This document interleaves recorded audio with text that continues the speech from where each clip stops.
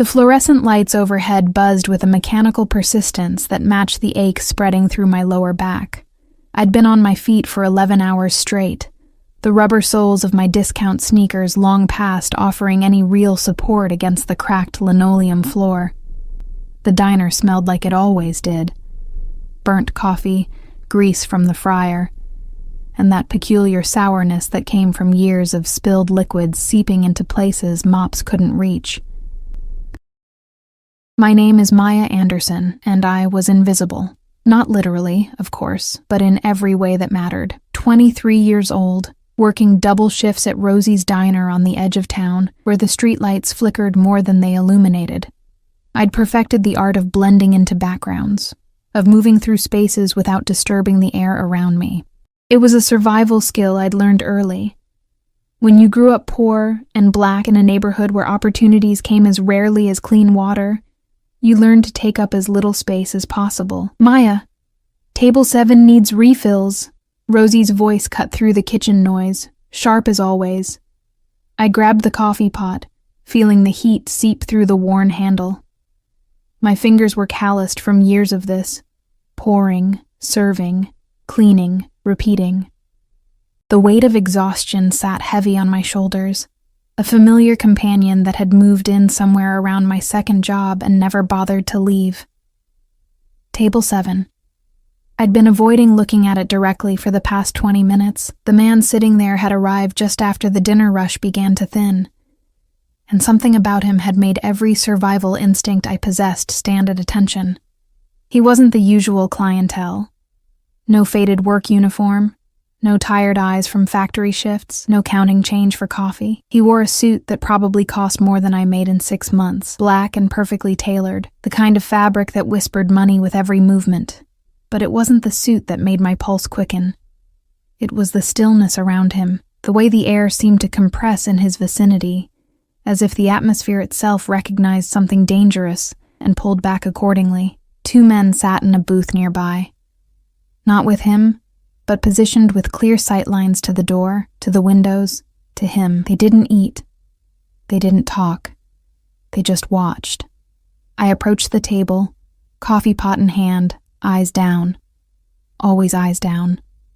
"More coffee, sir?" My voice came out steady despite the tremor I felt starting in my hands. "Please." One word, but it carried weight. His voice was deep, textured with an accent I couldn't quite place.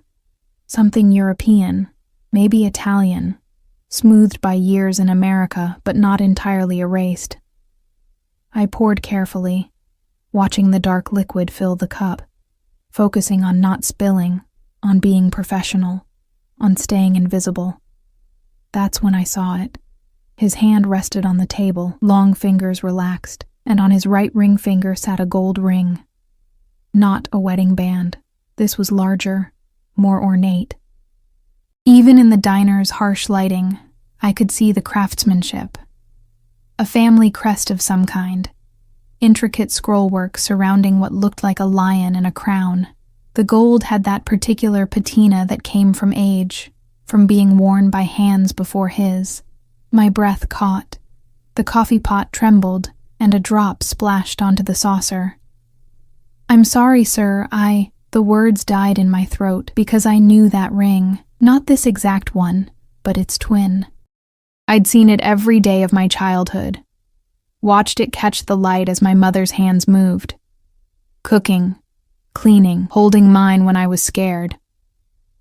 It had been the one beautiful thing she owned. The one piece of her past she'd never explained. Never let me touch. "Where did you get this, Mama?" "It was your grandmother's." "That's all you need to know, baby." But Mama was dead now. 6 months dead.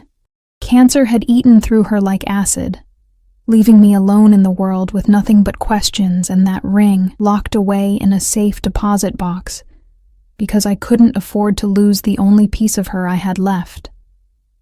The man at table 7 was looking at me now. I could feel his gaze like a physical touch, heavy and assessing. My skin prickled with awareness.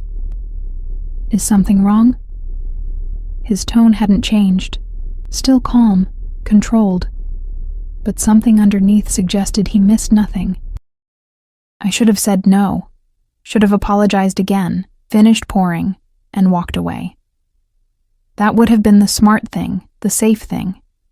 Instead, I heard myself say, "Sir, my mother has a ring like yours." The words hung in the air between us. I watched his hand still on the table, watched his fingers curl slightly, the knuckles whitening.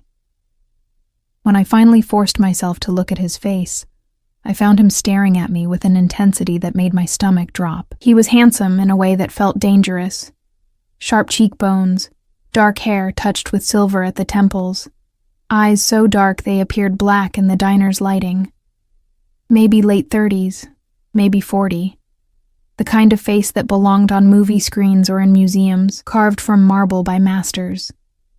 But there was something predatory in those eyes, something that suggested violence lived just beneath that expensive suit. I corrected myself, my voice barely above a whisper. She had a ring like yours. She passed away. I don't know why I told him that. Don't know what possessed me to share something so personal with a stranger who radiated danger like cologne. Maybe it was the exhaustion. Maybe it was the grief that still sat fresh and raw in my chest 6 months later. Maybe it was just the shock of seeing something so intimately familiar in such an unexpected place. His jaw tightened. "What was your mother's name?" The question came sharp and fast, cutting through the ambient noise of the diner. I hesitated. Every instinct screamed at me to lie, to make up a name, to back away from this conversation and whatever precipice I'd just stumbled toward. Catherine Anderson. Something flickered across his face. Surprise, recognition, something darker I couldn't name. The two men in the nearby booth had shifted, their attention now fully on our table, on me. One had his hand inside his jacket. "Catherine," he repeated. And the way he said it, with familiarity, with something that might have been pain, made my heart hammer against my ribs. He stood then, and I realized I'd severely underestimated his presence sitting down. He was tall, easily over 6 feet, and the way he moved spoke of controlled power, of someone who knew exactly what his body could do. The scent of him reached me, expensive cologne, cedar, and something darker, leather maybe with an underlying note of cigarette smoke. "Come here," he said, gesturing to the seat across from him. It wasn't a request. "Sir, I'm working. I can't—" "Rosie," he called out, not loudly, but with absolute authority. "Your waitress is taking a break. I'll compensate you for her time." From behind the counter, Rosie's eyes went wide.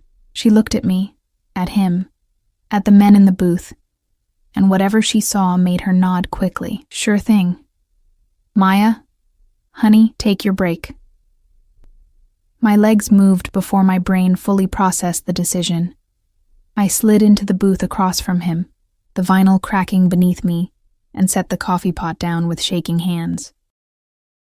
Up close I could see more details, a small scar at his temple, the precisely trimmed facial hair, the way his suit jacket fell open to reveal a flash of what might have been a shoulder holster. Oh God. What had I done? "Show me," he said. "What?" "The ring. You said your mother had one like mine. Show me." "I don't have it with me," I said quickly. "It's in a safe deposit box. I couldn't afford to. I work here, and the neighborhood isn't smart." He nodded slightly, approval in the gesture. "Where is this box?" "First National Bank, on Morrison Street." He pulled out a phone, one of several I could now see in his jacket pocket, and typed something quickly. The screen illuminated his face in cold blue light. "Tomorrow," he said, still looking at the phone. "You will meet me at the bank, noon. You will bring the ring. I don't even know who you are." His eyes lifted to mine, and I felt the full force of his attention like standing in front of an oncoming train. "My name is Domenico Salvatore." He said it like I should recognize it, like the syllables themselves carried weight and history. And if your mother truly had a ring like mine, then we have much to discuss. This ring." He held up his hand, the gold catching the light. "There are only two in the world. They were made for my grandfather and his brother. The brother disappeared 40 years ago, vanished without a trace, and the ring with him." My mouth went dry. "That's impossible. My mother, she wasn't Italian.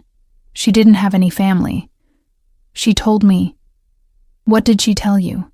His voice had gone soft, almost gentle, but there was steel underneath. "Nothing.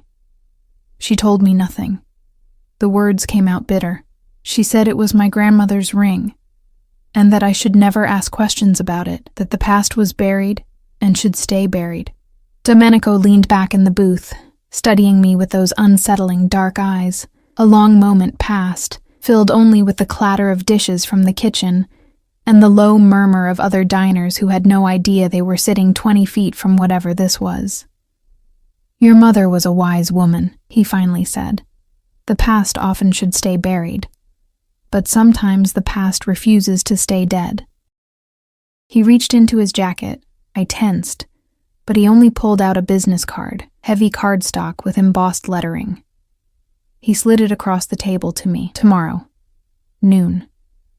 Bring the ring, and bring proof of your mother's identity, birth certificate, death certificate, whatever you have.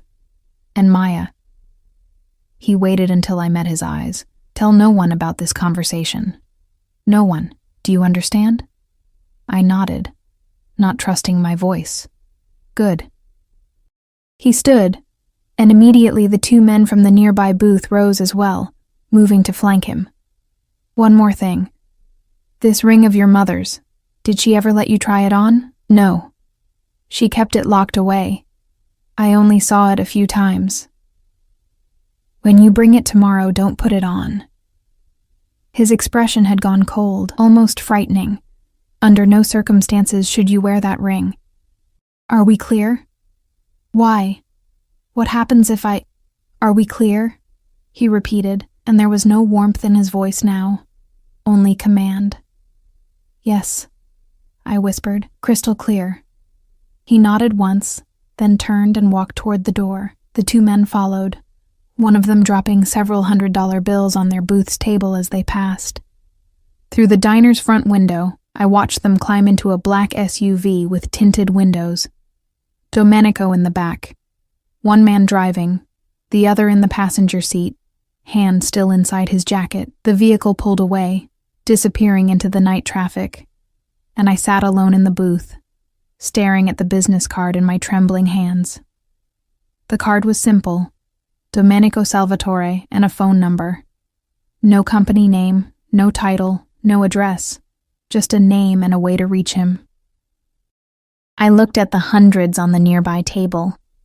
5 of them, casually tossed down for coffee that hadn't cost more than $3. The coffee pot sat cooling in front of me, my reflection distorted in its stainless steel surface. What had my mother been involved in? What secret had she carried to her grave? And why did a man who smelled of danger and dressed like money care about a ring that had belonged to a woman who died scrubbing other people's floors? I picked up the business card, feeling the quality of the paper, the weight of it. Tomorrow at noon, I would have answers. Or I would make the biggest mistake of my life. The fluorescent lights buzzed overhead, and somewhere in the kitchen, Rosie dropped a plate. The sound of it shattering seemed impossibly loud in the sudden quiet that surrounded me. My fingers closed around the card, and I knew with absolute certainty that my life had just changed forever. I just didn't know yet if it was for better or worse. I didn't sleep that night. How could I? I lay in my studio apartment, if you could even call it that, more like a converted storage room with a hot plate and a bathroom the size of a closet, staring at the water-stained ceiling and watching shadows from passing cars crawl across the plaster. The business card sat on the milk crate I used as a nightstand, its presence somehow filling the entire space despite being just a scrap of heavy paper. Domenico Salvatore. I'd Googled the name on my cracked phone screen the moment I got home. The search results had made my blood run cold. Import-export business, the legitimate websites claimed. Restaurants, real estate, construction companies scattered across 3 states. Philanthropist, benefactor to several children's hospitals and community centers. Photos of him in expensive suits at charity galas, always with that same controlled expression.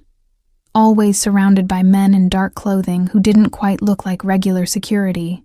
But buried deeper in the search results, hidden in true crime forums and old newspaper archives, were different stories, allegations, rumors, the kind of whispers that never made it to official charges but hung in the air like smoke. The Salvatore family, going back 3 generations. Connections to organized crime. An empire built on foundations the law couldn't quite prove but everyone seemed to know about. And I'd told this man about my mother's ring. I'd agreed to meet him, alone. The rational part of my brain screamed that I should run, pack the few things I owned, get on a bus, disappear into some other city where men in $1,000 suits didn't ask questions about dead women and mysterious rings. But the rest of me, the part that had spent 23 years knowing nothing about where I came from, the part that had watched my mother carry secrets to her grave, that part needed answers more than it needed safety. At 6 a.m., I gave up on sleep. I showered in the tiny bathroom with its perpetually dripping faucet, the hot water running out after 3 minutes like always. I dressed carefully, my only pair of jeans without holes, a clean black shirt, the jacket I'd bought at Goodwill that was almost professional looking if you didn't examine the elbows too closely. I wanted to look presentable, though I wasn't sure why it mattered. The bank didn't open until 9. I had 3 hours to kill, and a decision to make. I pulled the shoebox from under my bed, the one that held everything I had left of my mother.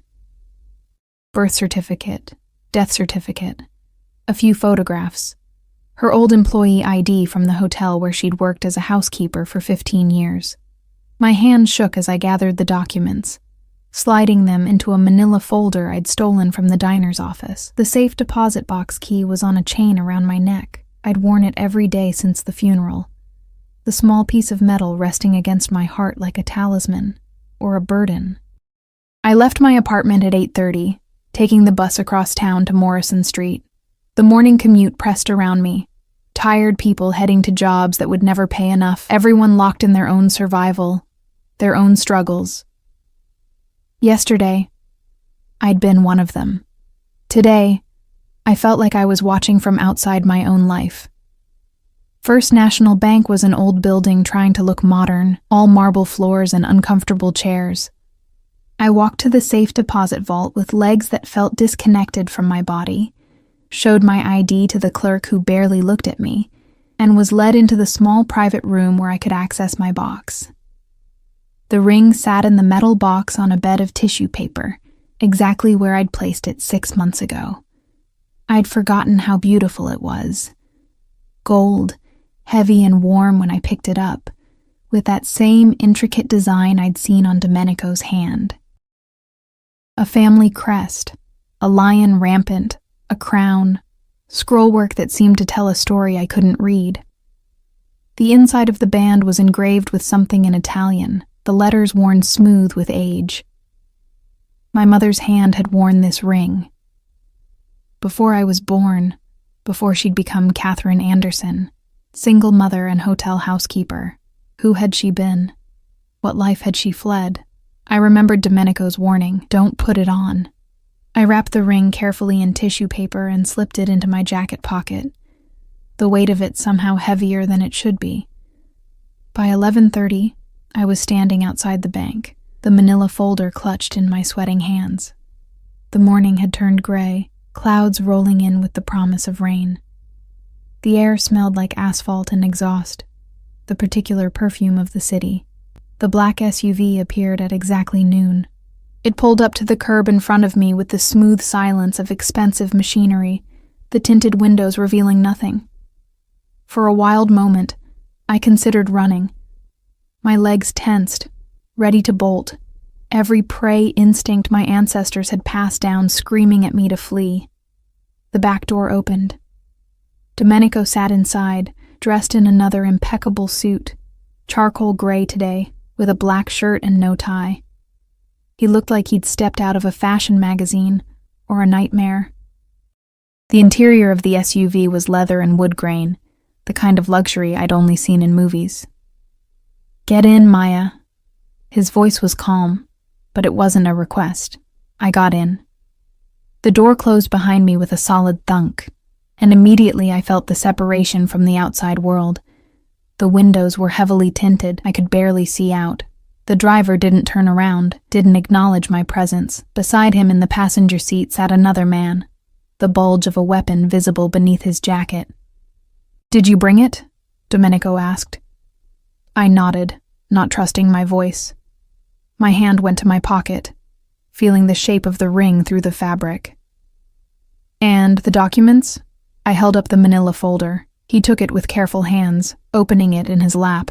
I watched his face as he examined my mother's birth certificate, his expression unreadable. His fingers traced the edges of the death certificate, and for just a moment something flickered in his eyes. Pain, perhaps, or regret. "Catherine Marie Anderson," he read aloud. "Born March 15, 1975, in Chicago, Illinois. Died January 8, 2025, in County General Hospital." He looked up at me. "Lung cancer?" "Yes." My throat felt tight. She never smoked a day in her life, but she spent 15 years cleaning hotel rooms with industrial chemicals and no ventilation. The doctors said. I stopped, swallowing hard. "It doesn't matter what they said. She's gone."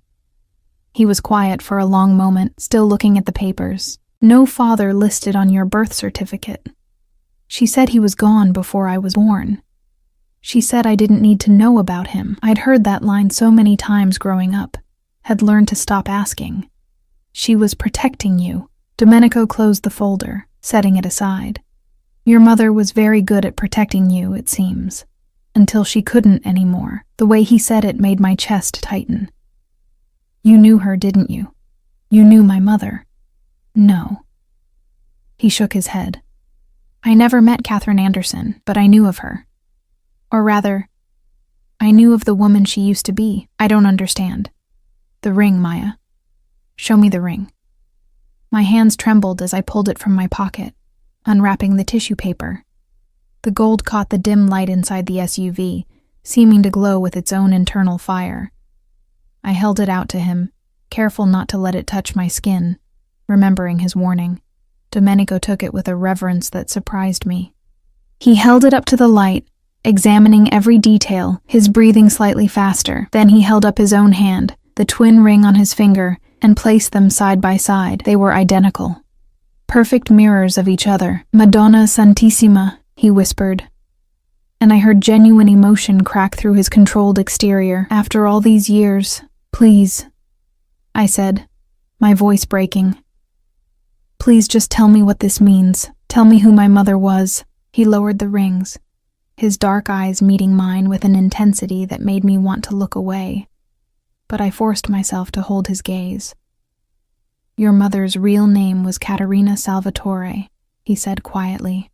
"She was my uncle's wife, and if she had this ring, then my uncle, a man who disappeared 40 years ago, a man everyone assumed was dead, lived long enough to give it to her, long enough to father a child." The world tilted. "No," I said automatically. "That's impossible. We were poor." Domenico's voice held no judgment, only statement of fact. "Living in poverty, working minimum wage jobs, struggling to survive. Yes, I imagine she was. Because she was running, Maya, running from a life she didn't want, from a family she feared, from a world of violence and blood and secrets." He leaned forward slightly, and I smelled that scent again, cedar and leather and danger. "She was running from us. Us," I repeated numbly. "The Salvatore family. My family." I shook my head, pressing back against the leather seat. "No, you're wrong. My mother was just a regular person. She worked hard. She went to church. She lied to you." Not cruel, just factual. She had to keep you safe, to keep you away from all of this. He gestured vaguely at the SUV, at himself, at the armed men in the front seat. But she's gone now, and the truth doesn't stay buried forever. Tears stung my eyes. I blinked them back furiously, refusing to cry in front of this stranger who claimed to be family, who knew things about my mother I'd never known. Why? I asked. Why did she run? Why would she leave? All of this. I gestured at the obvious wealth surrounding us. Domenico was quiet for a long moment. Then he said, "My uncle, your father. His name was Marco Salvatore. He was my father's younger brother, and he was supposed to marry someone else. A woman from another family, a strategic alliance, but he fell in love with a young woman he met at university, Caterina DeMarco, your mother." He paused and I saw his jaw tighten. They married in secret. When my grandfather found out, he was displeased. There was a confrontation. Marco took this ring, the ring that should have stayed in the family, and he disappeared, with his new wife. We searched for years. My grandfather died still searching. My father died searching. I thought they were both dead. I thought I was the last Salvatore who carried the blood, his eyes fixed on me with an intensity that felt like being caught in a spotlight. But you're here. You exist. Which means Marco lived, at least long enough to father you. And your mother kept running, kept hiding, even after he was gone. When did he die? I asked, my voice barely audible. I don't know. You tell me. Did your mother ever speak of him? I shook my head. Never. She said he was gone before I was born. That's all. Domenico reached out slowly, telegraphing his movement like you would with a frightened animal. His hand covered mine, warm and solid. I'm sorry you lost her. I'm sorry she felt she had to live that way. In fear, in poverty. She should have been. He stopped, seemed to reconsider his words. She deserved better. I pulled my hand away, suddenly angry. She had better. She had me. She had a life she chose, even if it was hard. She was free. Was she? Domenico asked softly. Or was she always looking over her shoulder, always afraid the past would catch up, always worried that someone would recognize a ring, ask the wrong questions, connect the wrong dots? I wanted to argue, but I remembered. Remembered how my mother never stayed in one apartment longer than 2 years, how she never made friends, never dated, never let anyone get close, how she'd startled at unexpected knocks on the door, how she'd taught me to be invisible, to blend in, to never attract attention. I'd thought it was just poverty, just the survival skills of the poor. But maybe it had been something else entirely. What happens now? I asked. Domenico sat back, and I saw him make some decision behind those dark eyes. Now I take you somewhere safe, somewhere we can talk properly, because, Maya... He picked up my mother's ring, holding it carefully. You are the last of Marco Salvatore's bloodline. You are family, and in my world, family means everything. I don't want to be part of your world, I said. But even I could hear how weak the protest sounded. Unfortunately, Domenico said, not unkindly, you've been part of it since the moment you were born. You just didn't know it.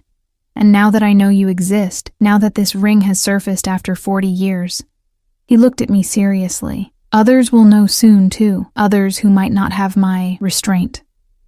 Fear spiked through me, cold and sharp. What does that mean? It means, Maya Anderson, that your life as you knew it ended the moment you recognized this ring. And we need to decide what happens next before someone else decides for you. The SUV began to move, pulling away from the bank, and I realized with a jolt that I hadn't agreed to go anywhere. I hadn't agreed to any of this. Where are we going? I demanded, reaching for the door handle. Locked, Domenico said calmly. For your protection. Let me out, right now. Let me out or I'll— You'll what? He didn't sound angry, just curious. Scream? Fight? Run? And then what, Maya? Go back to your studio apartment? Go back to the diner? Pretend this conversation never happened? He leaned forward, and his voice dropped lower. They'll find you, the other families. The ones who want to know what happened to Marco Salvatore, who want to know if there are other rings, other secrets, other treasures from the old country. They'll come asking questions, and they won't be as patient as I am. My breath came faster, panic rising in my chest like floodwater. I'm taking you to my home, Domenico said, his tone gentling slightly. We'll talk. I'll explain everything, and then you'll decide what you want to do. But I need you safe first. Do you understand? I didn't answer. Couldn't answer. The city slipped past the tinted windows, familiar streets giving way to unfamiliar ones, and I sat trapped in leather and luxury with a man who claimed to be my family, but felt like a beautiful prison made flesh. My mother's ring sat in his palm, catching the light, and I wondered if this was what she'd been running from all along, not poverty, not hardship, but this golden cage dressed up as belonging. The house, if you could call it that, sat behind iron gates that opened silently at our approach. Estate would have been more accurate. Maybe compound. The kind of place that existed in a different universe from my studio apartment with its water-stained ceiling and broken radiator. We drove up a tree-lined driveway that seemed to go on forever, perfectly manicured lawns stretching out on either side. The main building was white stone, 3 stories of old-world elegance transplanted into American soil. Columns, balconies, windows that gleamed in the afternoon light. Other buildings dotted the property. Guest houses, maybe, or staff quarters. I counted at least 4 men positioned at various points, all wearing dark suits, all watching our approach. "Welcome home," Domenico said, and the irony in his voice suggested he knew exactly how surreal this must feel to me. The SUV stopped in front of the main entrance. My door was opened by yet another man in a dark suit, younger than the others, with a scar across his eyebrow and eyes that assessed me in a single sweeping glance. He offered his hand to help me out. I ignored it, climbing out on my own, my cheap sneakers suddenly loud against the stone driveway. Domenico emerged from his side with fluid grace, buttoning his suit jacket with practiced ease. "This way." I followed because what else could I do? Run to where? We were miles from anything resembling public transportation, and something told me I wouldn't make it past the first guard even if I tried. The interior matched the exterior. Marble floors, high ceilings, artwork that probably cost more than I'd earn in a lifetime. But it wasn't cold, wasn't sterile. Someone lived here. I could see it in the fresh flowers on the side table, the worn leather of the chairs in what looked like a study, the photographs in expensive frames lining the hallway. Family photographs. I caught glimpses as we walked. Weddings, christenings, formal portraits. Dark-haired men in suits, beautiful women in elegant dresses, children laughing in gardens. A dynasty captured in silver frames. My family, apparently. Strangers wearing faces that might have echoed in my own features if I looked closely enough. Domenico led me to a room off the main hall. A library, floor-to-ceiling bookshelves filled with leather-bound volumes. A fireplace with a low fire burning despite the mild weather. 2 wing-back chairs sat angled toward the fire. A small table between them bearing a crystal decanter and glasses. "Sit," he said, gesturing to one of the chairs. "Please." The please felt like an afterthought, but I sat anyway. The chair embraced me with butter-soft leather, and I had to resist the urge to sink into it, to let its comfort seduce me into forgetting where I was and why. Domenico poured 2 glasses of something amber from the decanter. He offered me one. I shook my head. "It's just whiskey. Not poisoned, if that's what you're worried about." A slight smile touched his lips. "If I wanted you dead, Maya, there are far more efficient methods." That's not comforting. It wasn't meant to be. It was meant to be honest. He took a sip from his glass, then set it down and settled into the chair across from me. Your mother's ring. He pulled it from his pocket, the gold catching the firelight. He set it on the table between us, next to his whiskey glass. Then he removed his own ring, the twin, and placed it beside the first. 2 rings. 2 halves of a story I'd never known existed. These were made in Naples in 1952, Domenico began, his voice taking on the quality of a storyteller, of someone passing down history. My grandfather, Antonio Salvatore, and his brother Giovanni, commissioned them when they came to America. A symbol of brotherhood, of blood, of loyalty. Antonio had this one. He touched his own ring, and Giovanni had the other. But you said it was your uncle Marco who had my mother's ring. Yes. Giovanni died young. A rival family, a power struggle. The usual story. His ring passed to his son, Marco, my uncle, your father. I stared at the rings, identical, and yet separate. You said Marco was supposed to marry someone else. Angelina Rossetti, daughter of another family, another empire. The marriage would have united territories, ended a feud that had lasted 2 generations. There was a contract, agreements made when both were children. In our world, such things are binding. That's insane, I said. You can't just arrange marriages like it's the Middle Ages. Domenico's smile was cold. Can't we? It's tradition, Maya. It's how empires are built and maintained. Love is a luxury. Power is necessity. My mother and father loved each other. Yes. And it destroyed them both, didn't it? He leaned forward, elbows on his knees, fingers steepled. Marco refused the arrangement. He married Caterina in secret, a girl from a good Italian family, but one with no connections, no power, no use to us. When my grandfather found out, there was a confrontation. Marco was given a choice: annul the marriage, marry Angelina as planned, or be cast out, disowned, dead to the family. He chose my mother. He chose love over loyalty, over blood, over everything we stand for. Domenico's voice was neutral, but I sensed judgment underneath. He took his ring, the symbol of his birthright, and disappeared. My grandfather put a price on his head. Not to kill him, but to bring him back, to make him see reason. But Marco was clever. He knew how to disappear. I thought of my mother, always moving, always watching, always afraid. They were running. For 40 years, it seems, or at least your mother was. I still don't know when Marco died. I still don't know where he's buried. Domenico picked up his whiskey glass, swirled the liquid. But he had time to father a child, to give his ring to his wife, to create you. The way he said it, to create you, made me sound like a thing, a consequence, rather than a person. What happened to Angelina? I asked. The woman he was supposed to marry? Something dark crossed Domenico's face. She married someone else, a man from the Rossetti family approved. They had children, built their own dynasty.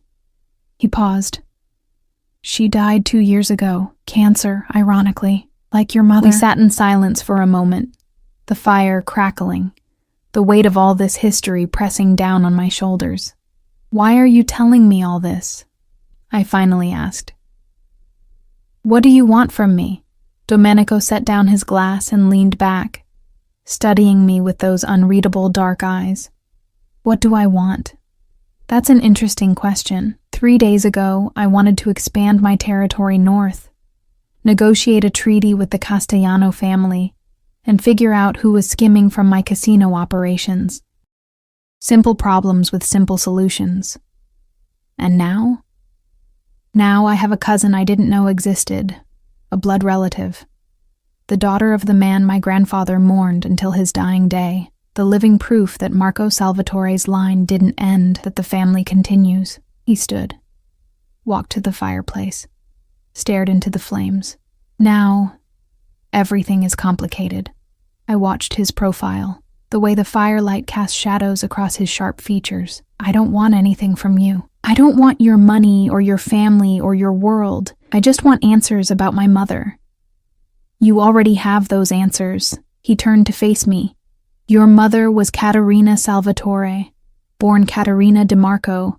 She married for love, ran for survival, and lived in hiding to protect her daughter from a world of violence and blood feuds and ancient obligations. She succeeded, until she died. Now you're here, and the hiding is over. So I just... What? Go back to my life?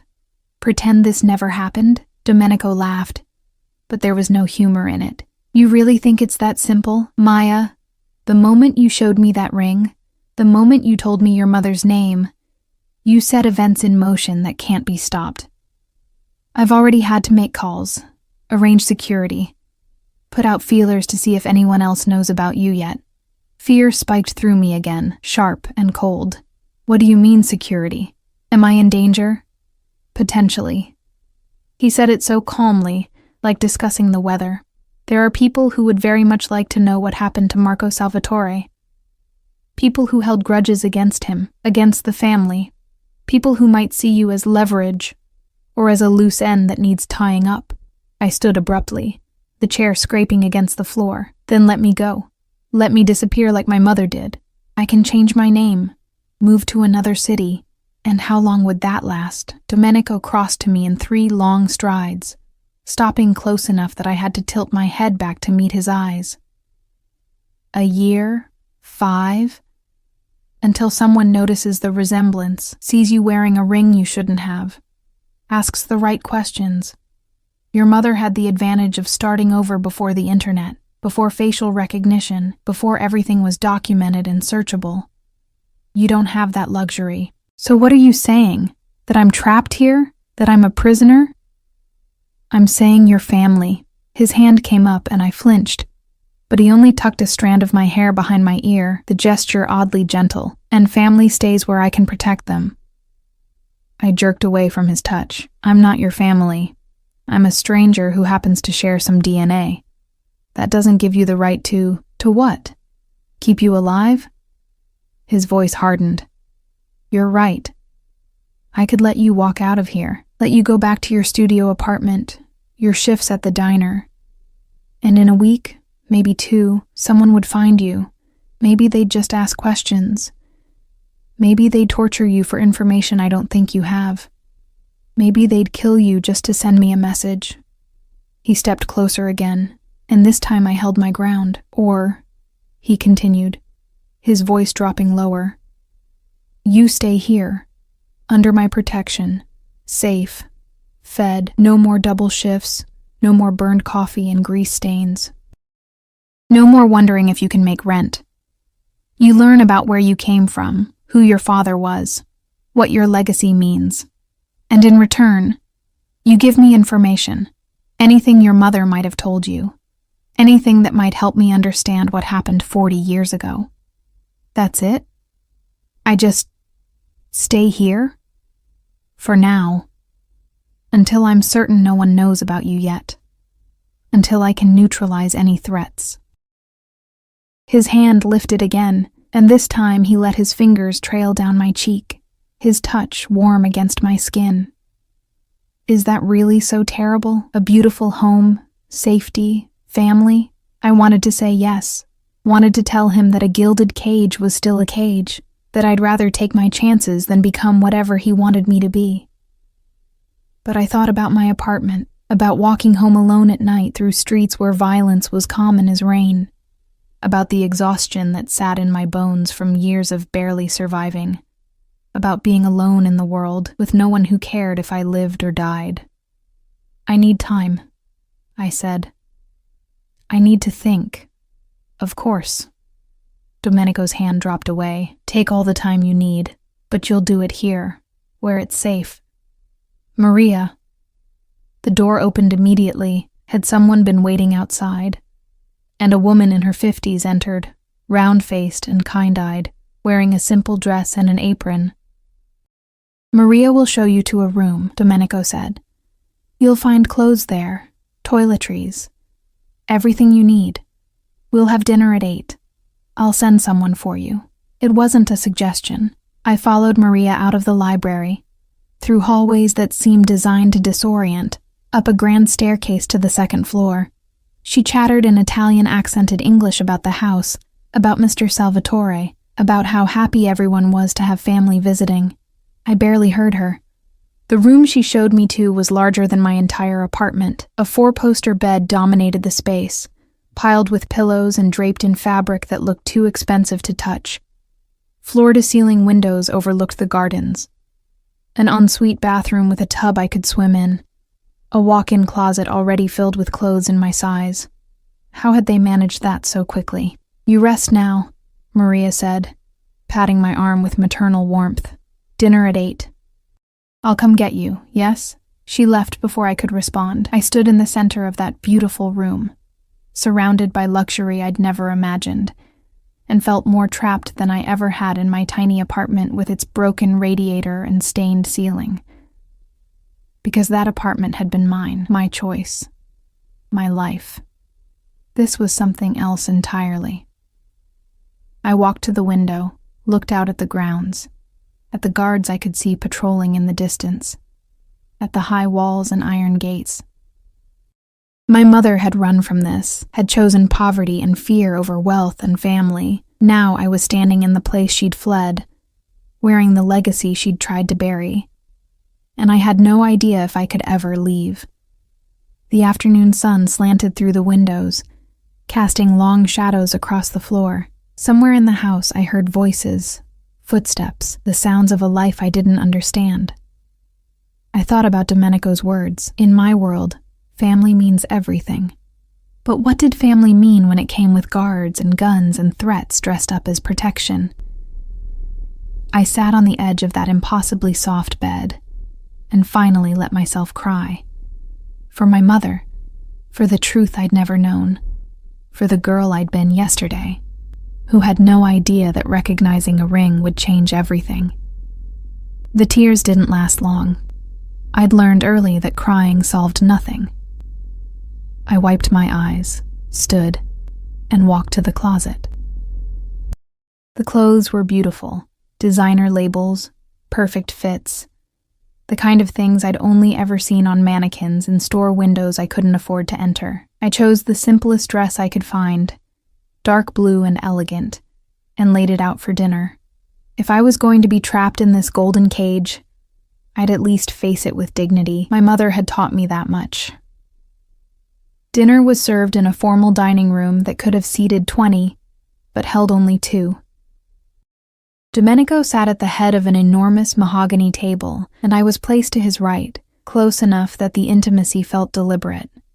Crystal chandeliers cast warm light over china so delicate I was afraid to touch it, silverware that was actually silver, wine glasses that probably cost more than my monthly rent.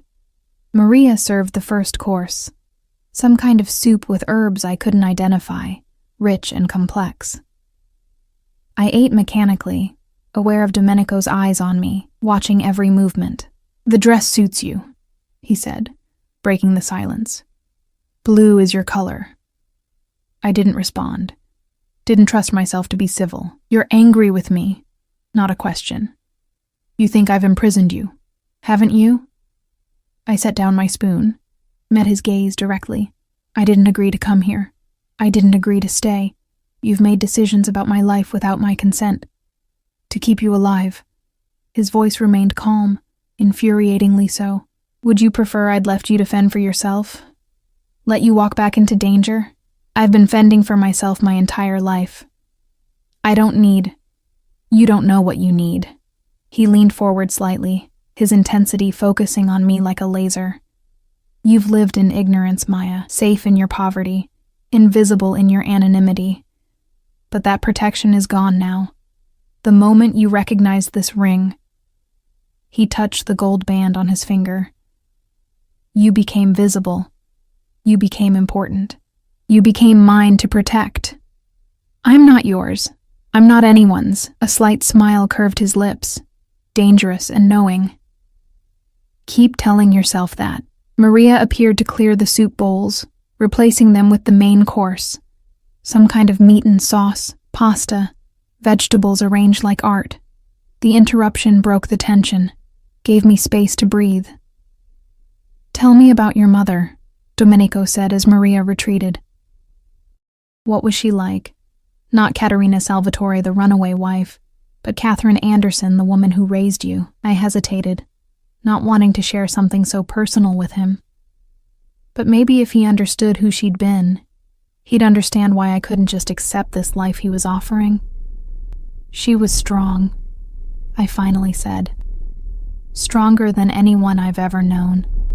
She worked 2 jobs most of my childhood, housekeeping during the day, cleaning offices at night.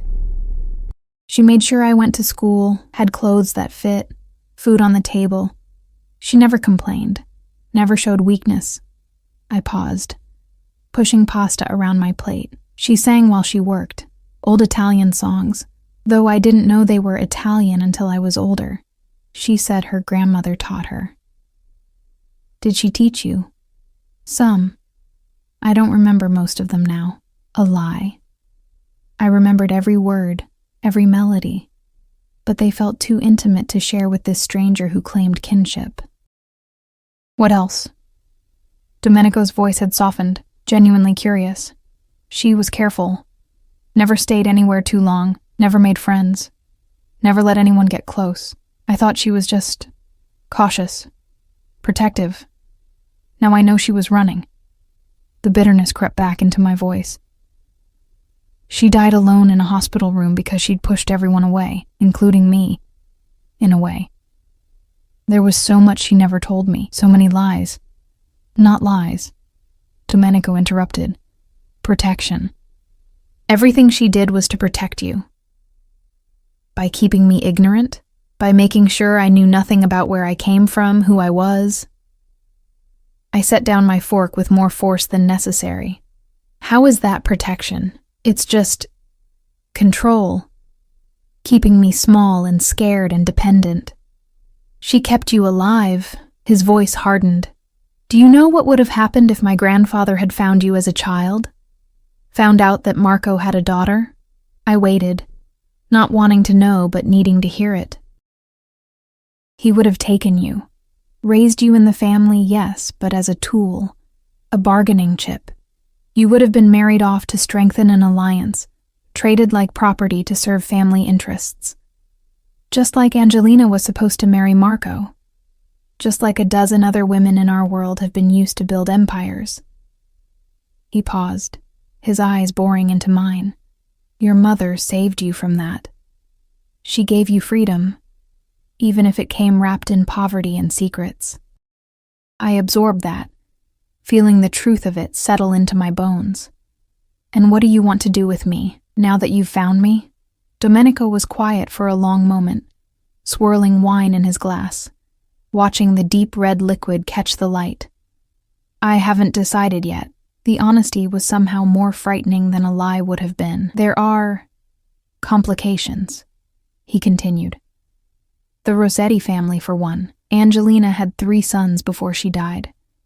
They're powerful, ambitious, and they've never forgotten that Marco humiliated their mother by choosing someone else. If they learn you exist, they'll what? Come after me? Possibly. Or they'll try to use you as leverage against me. Our families have a treaty now, a peace that's held for 10 years. But peace in our world is always fragile. One wrong move, one perceived insult, and everything falls apart." I pushed my plate away, appetite gone. "So I'm a liability." "Oh, you're a complication," he corrected, "but also an opportunity." "What kind of opportunity?" His smile was sharp, calculating. "That depends on what I decide to do with you." The possessiveness in his tone made my skin prickle. "I'm not a chess piece for you to move around." "Aren't you?" He stood, walked around the table to my side. I tensed as he approached, but he only offered his hand. "Come, I want to show you something." I didn't want to take his hand, didn't want to let him lead me anywhere, but curiosity won over caution, and I let him pull me to my feet. He led me through the house to a different wing, our footsteps echoing on marble floors. Guards were positioned at intervals. I counted 5 between the dining room and wherever we were going. Each one nodded respectfully at Domenico, their eyes barely flickering to me before returning to their vigil. We stopped at a heavy wooden door. Domenico produced a key, unlocked it, and gestured me inside. It was an office, but more than that, a command center. One wall was covered with screens showing security feeds from around the property. Another held maps, photographs pinned in clusters, what looked like organizational charts. A massive desk dominated the center, covered in papers and files and phones. This was where he worked, where he ran his empire. "I want you to understand something," Domenico said, closing the door behind us. "Everything I do, every decision I make is calculated. I don't act on impulse. I don't make mistakes." He walked to the wall of photographs, tapped one, a man in his 60s, silver-haired and distinguished, Antonio Rossetti, head of the Rossetti family, Angelina's younger brother. He moved to another photo. His sons, Marco, Giovanni, and Stefano, all in their 30s, all hungry for power. More photos, more faces. A web of connections I couldn't begin to understand. These people are my allies, my enemies, my business partners, my threats. I know their movements, their weaknesses, their ambitions. I stay 3 steps ahead of everyone because that's how you survive in this world. He turned to face me. "And now you're part of this equation. A variable I didn't anticipate, a piece on the board that could change everything. I don't want to be part of your equation. Too late." He crossed to me, and I backed up until I hit the desk, trapped between solid wood and his solid presence. "You exist, Maya. You're Marco Salvatore's daughter.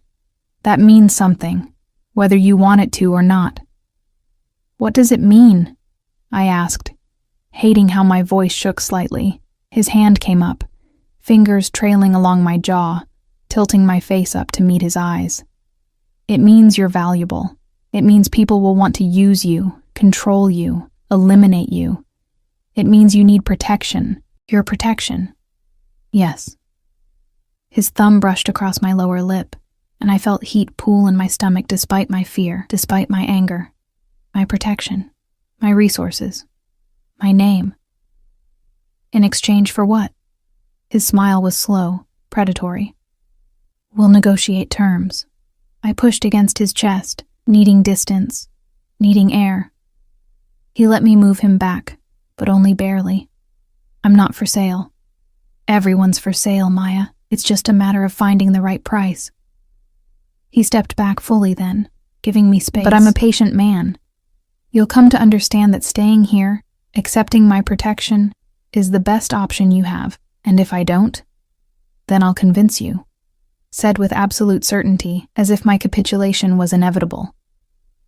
A phone on his desk buzzed. He glanced at it, frowned, then picked it up and read whatever message had appeared. His expression darkened. "Problem?"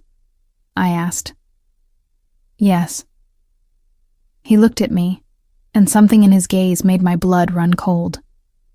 "It seems word of your existence has already leaked. Antonio Rossetti just requested a meeting. He wants to discuss recent developments regarding the Salvatore family line." Fear spiked through me. How? How could he know already? Someone talked. Someone always talks. Domenico's jaw tightened. "I need to handle this carefully. The wrong response could trigger a war." "What are you going to do?" He was quiet for a moment, thinking, calculating. Then, "I'm going to tell him the truth, that Marco Salvatore's daughter has been found, that she's under my protection, and that any move against her is a move against me. That's not going to go well, is it?" "No." He moved to the wall of screens, studying the security feeds. "Antonio will see you as a threat, or an opportunity. Either way, he'll want to meet you. I don't want to meet him. What you want is irrelevant." He said it matter-of-factly, without cruelty. "This is happening whether you're ready or not. The question is how we handle it." He turned back to me, and I saw the wheels turning behind his dark eyes. Saw him fitting me into whatever plan he was forming. "Tomorrow," he said, "we'll go to my office downtown. I'll arrange a meeting with Antonio on neutral ground. You'll be introduced as family, under my protection. You'll say very little. Let me do the talking and you'll show no fear." "Can you do that?"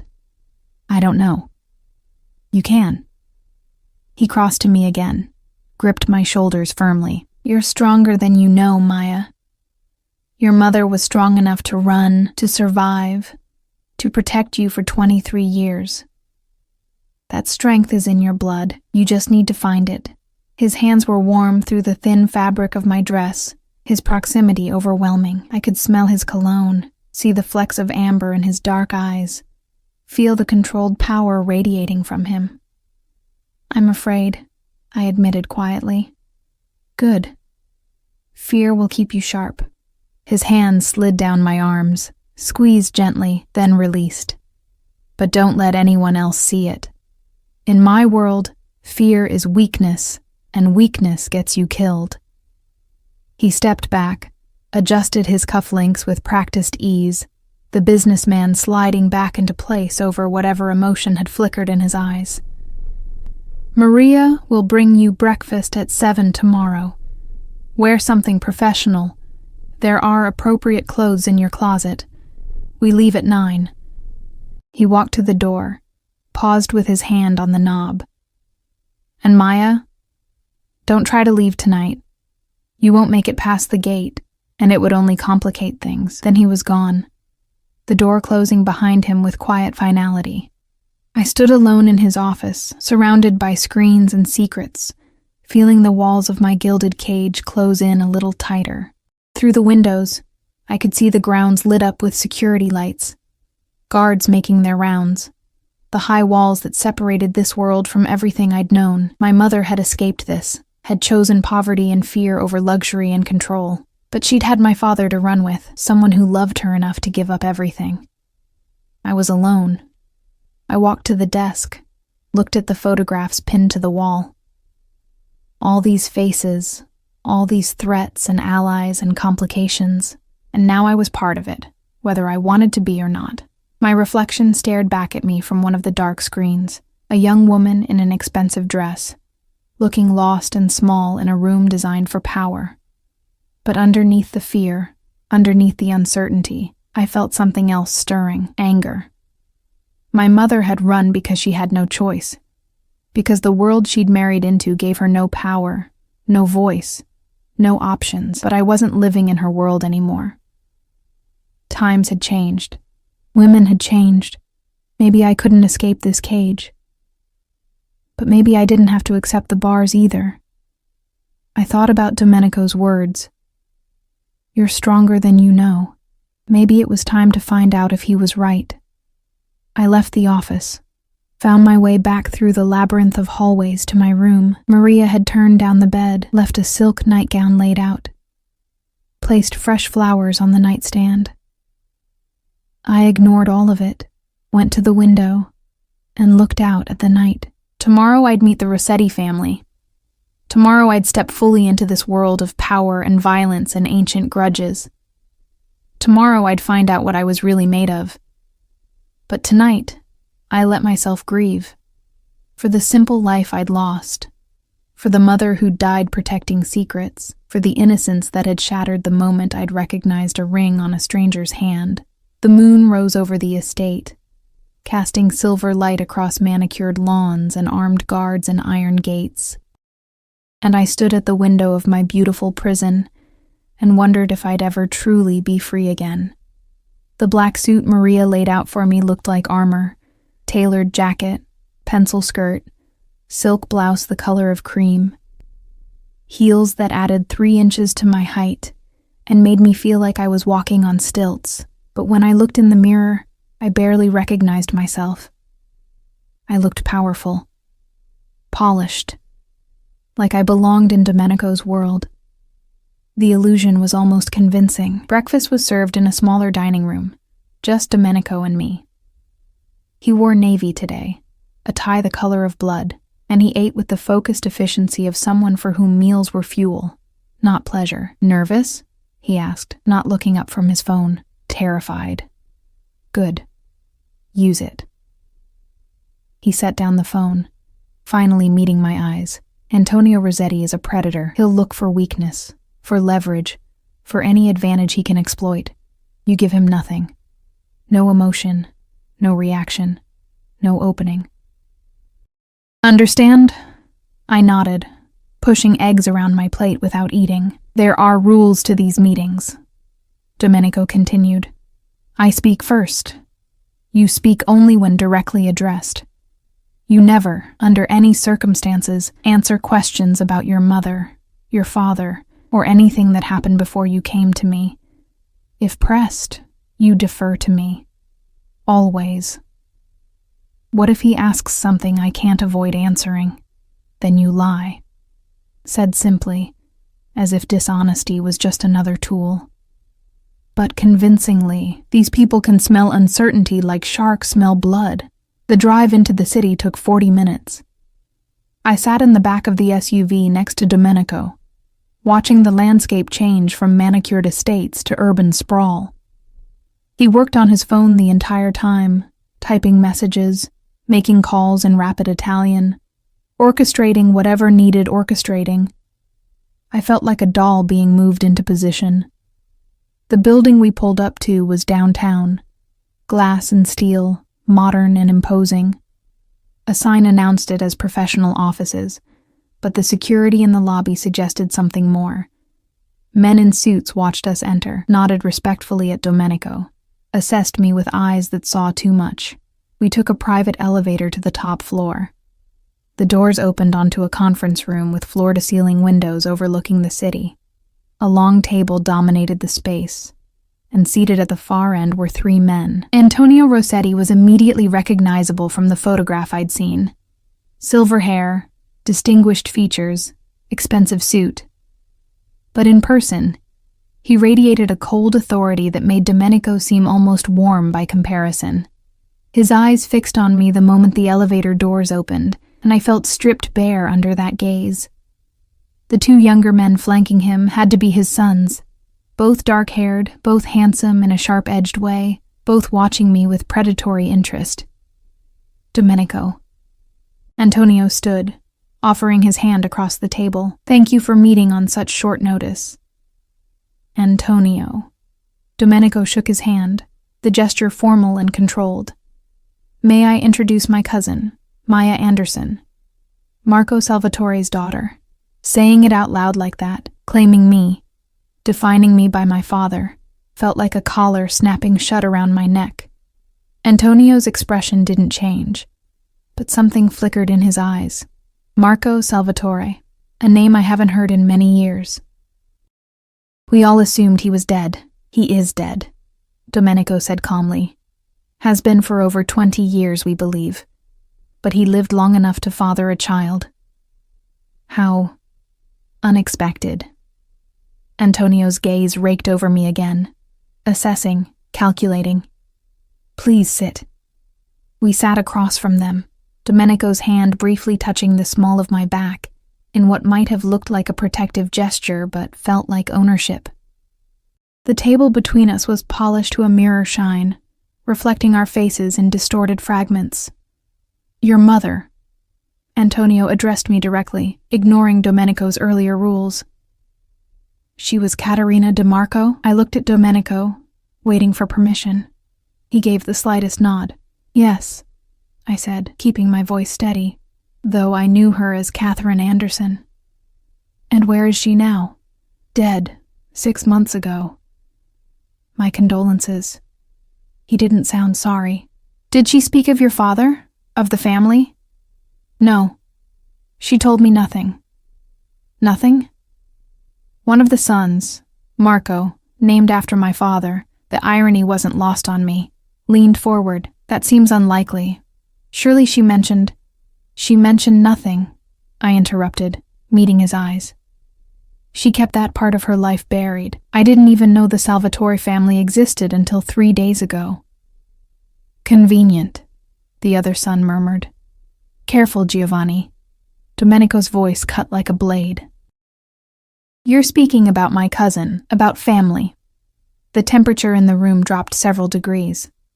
Antonio raised a hand, silencing his sons. Of course. No disrespect intended. He turned his attention back to me, and his smile was like a shark's. You must understand, Ms. Anderson, that your sudden appearance raises questions. Marco Salvatore disappeared with something that didn't belong to him. A ring, a family heirloom. His betrayal caused significant complications for both our families. I don't have to understand anything, I said, surprising myself with my own boldness. I didn't ask to be born into this world. I didn't ask for any of this. But I'm here. And apparently that's a problem for everyone. Domenico's hand found mine under the table, squeezed in what could have been warning or approval. It's not a problem, Antonio said smoothly. It's simply a matter of clarification. You see, when Marco chose to abandon his obligations, to refuse his arranged marriage to my sister Angelina, he set events in motion that affected many lives. Angelina married another man, had children, built a life. But she never forgot the humiliation of being rejected. That was 40 years ago, Domenico interjected. Ancient history. History has a way of echoing forward. Antonio's eyes never left mine. Tell me, Ms. Anderson, do you have the ring? Your father's ring. The question hung in the air like a blade. That's not your concern, Domenico said. I believe it is. That ring is Salvatore family property. If Marco gave it to his wife, to his daughter, then it should be returned to the family, to you, Domenico, as head of the family. The ring is exactly where it belongs, Domenico said. In my possession. I kept my face neutral, even as I registered the lie. The ring was in my room, locked in the safe Domenico had shown me how to use. He'd given it back to me last night, said it was mine by right of blood. Or had he? Now I wasn't sure. Everything felt like manipulation, like chess moves I couldn't see. Well then. Antonio sat back, satisfied. That simplifies matters. The ring is returned, the family line is acknowledged, and we can all move forward. There is the matter of Maya's protection, Domenico said. As my cousin, she's under my care. Any threat to her is a threat to me. Of course. Antonio's smile didn't reach his eyes. Though, I wonder if she needs such intensive protection. Surely she could live her own life, now that family matters are settled. She stays with me. The possessiveness in Domenico's voice sent a chill through me. This wasn't about protection anymore, if it ever had been. This was about control, about ownership, about me being a piece in whatever game they were all playing. May I speak? I asked, not caring anymore about the rules. Both men looked at me, surprised. I didn't ask for any of this, I repeated, my voice stronger now. I didn't ask to be Marco Salvatore's daughter, or Domenico's cousin, or part of your world. My mother ran from all of this for a reason. Maybe I should follow her example. And go where? Giovanni asked mockingly. Back to your diner? Your studio apartment? Pretend none of this exists? Maybe. I stood, the chair scraping loudly. Maybe that's exactly what I should do. Domenico's hand shot out, gripped my wrist. Sit down, Maya. No. I pulled against his grip, but his fingers were iron. Let go of me. Sit. Down. His voice was quiet, deadly. You don't understand what you're doing. I understand perfectly. I'm a bargaining chip. A piece of property you're all fighting over. Well, I'm not playing anymore. Antonio laughed. Genuine amusement in the sound. She has spirit. I like that. She has my protection, Domenico said, still gripping my wrist. She goes nowhere. Something in me snapped. All the fear, all the uncertainty, all the grief and anger I'd been swallowing for days. It erupted. I yanked my wrist free with strength I didn't know I had, stepped back from the table. You don't own me. Neither of you do. I'm leaving. I turned toward the elevator. The doors were blocked by 2 guards, positioned there so quietly I hadn't noticed. Of course they were. I'd walked into a cage and hadn't even seen the bars close. Let her go, Antonio said, surprising everyone. If she wants to leave, let her try. Domenico stood slowly, and the danger radiating from him was palpable. Antonio, I'm curious, the older man continued, to see how far she gets, how long she survives without protection, without resources, without understanding the target you've painted on her back by acknowledging her publicly. The words hit like ice water. He was right. I had nowhere to go. No money beyond the few $100s in my actual apartment, if I could even get there. And now everyone in this world knew I existed. Domenico had made sure of that. My knees went weak, but I refused to show it. Refused to give them the satisfaction. You're a bastard, I said to Domenico. Both of you are. Yes, he agreed calmly. But I'm the bastard keeping you alive. Now sit down, and let's finish this meeting like rational adults. I wanted to refuse. Wanted to fight my way past the guards, run down 20 floors, disappear into the city, but Antonio's words echoed in my head. How long she survives. I sat. The triumph in Domenico's eyes was subtle but unmistakable. Smart girl, Antonio said. You learn quickly. Go to hell, I muttered. He laughed again. I like her, Domenico. She has fire. Reminds me of Angelina at that age. The comparison made my skin crawl. We're done here, Domenico said, standing. The family line is acknowledged. Maya is under my protection and the ring is secured. Unless you have other business. Just one thing. Antonio stood as well, buttoning his suit jacket. A suggestion, really. This situation, Marco's daughter suddenly appearing, it creates opportunities. Opportunities that benefit both our families. What kind of opportunities? Domenico's voice was carefully neutral. A marriage, perhaps. A union that could finally heal the rift Marco created. My youngest son, Stefano. He gestured to a young man I hadn't noticed before, standing by the windows. He's unmarried, ambitious, and quite taken with your cousin. I looked at the man by the window, late 20s, handsome in a cold way, watching me with calculating eyes. No, I said flatly. You're not being asked, Antonio replied. I'm merely suggesting to Domenico that such an arrangement would be beneficial. A Salvatore and a Rossetti, finally united. The marriage Marco should have made, completed by his daughter. Poetic, don't you think? No, I repeated louder. Absolutely not.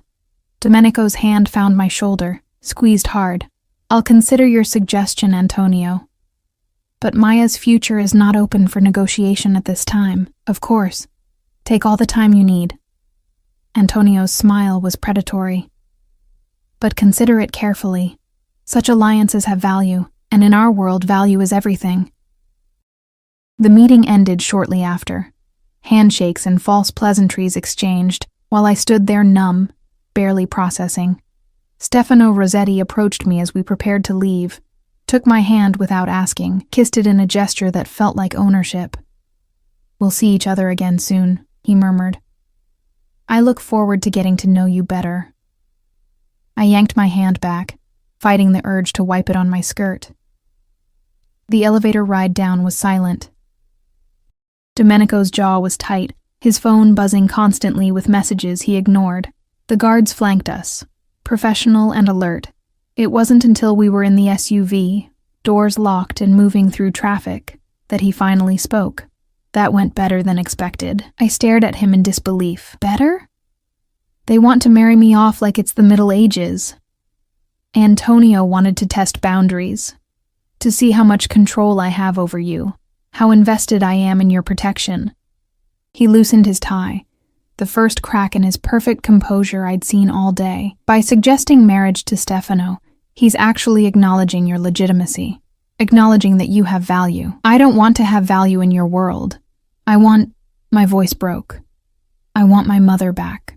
I want my life back. I want to wake up and have this all be a nightmare. His hand cupped my face, forced me to look at him. Your old life is gone, Maya. Accept that. What matters now is the life you build going forward, under your control. Under my protection, he corrected. There's a difference. Is there? I pushed his hand away. You've made every decision for me since the moment I got in your car. You've trapped me, isolated me, used me as a bargaining chip in your political games. How is that different from imprisonment? He was quiet for a long moment, his dark eyes studying my face. Then, what would you do if I let you go right now? Dropped you at your apartment, gave you money, erased you from family records. Where would you go? I opened my mouth to answer, then closed it, because I didn't know. My apartment was a death trap now. My job at the diner was impossible to return to. My mother was dead, and I had no other family, no friends close enough to help. I had nothing, and no one, except the man sitting across from me, watching me realize exactly how trapped I really was. That's what I thought, he said softly. You have two choices, Maya. Accept my protection and the life that comes with it, or die trying to survive alone in a world that now knows you exist. Those are your options. Choose. The SUV slowed as we approached the estate gates. Through the window, I could see the high walls, the guards, the beautiful prison that was now my home. I hate you, I whispered. I know. He reached across the space between us, tucked a strand of hair behind my ear with surprising gentleness. But you'll live. And eventually, you'll understand that I'm not your enemy. Then who is? Everyone else. The gates opened, and we drove through, and I felt them close behind us like a door slamming shut on my old life. That night, I stood at my window again, looking out at the grounds. But this time, something was different. This time, I wasn't just grieving what I'd lost, I was planning. If I couldn't escape this cage, then I'd learn to navigate it. I'd learn the rules, learn the players, learn how to survive in this world of power and violence and ancient grudges. My mother had run. She'd chosen invisibility and poverty over this life. But I wasn't my mother. And maybe Domenico was right. Maybe I was stronger than I knew.